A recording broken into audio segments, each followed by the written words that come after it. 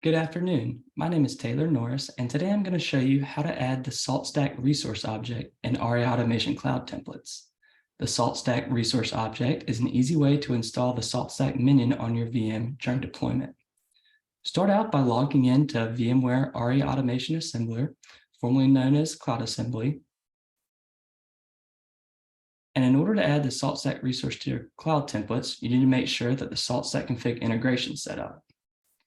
So to validate that this configuration is indeed set up, you can click on the Infrastructure tab, scroll down, and then under Connections, you can click on Integrations.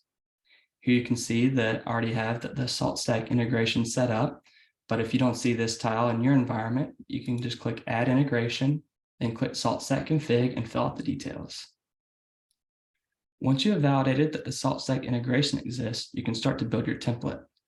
I already built a template that contains Ubuntu and Windows VMs along with the required network resource.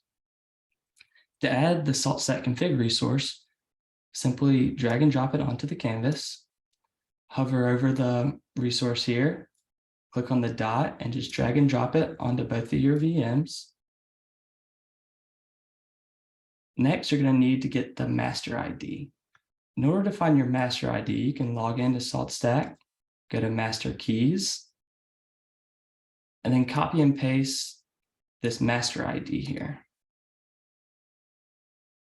Go back to your template and just paste the value here beside master ID.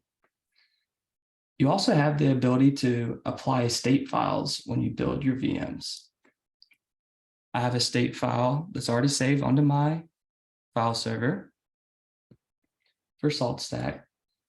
And it's going to be here in the deployments folder, and the file is going to be called setvragrain.sls. I also need to fill in the salt environment, and that's going to be base.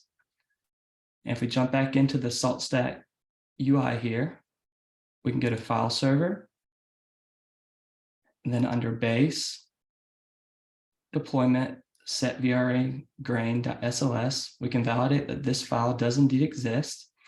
We can see that it's going to use the grains.present module, and it's going to deploy a custom grain for us called VRA deployed with a value of true. Let's jump back into the assembler interface here. Now all we have to do is click deploy, and this cloud template is going to be built. We're going to have an Ubuntu VM and a Windows VM.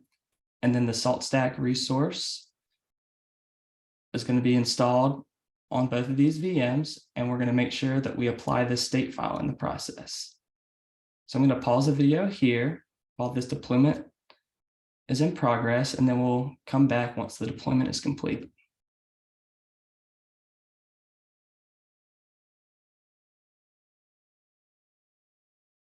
Now that the deployment is complete, we can see that we have an Ubuntu VM and a Windows VM.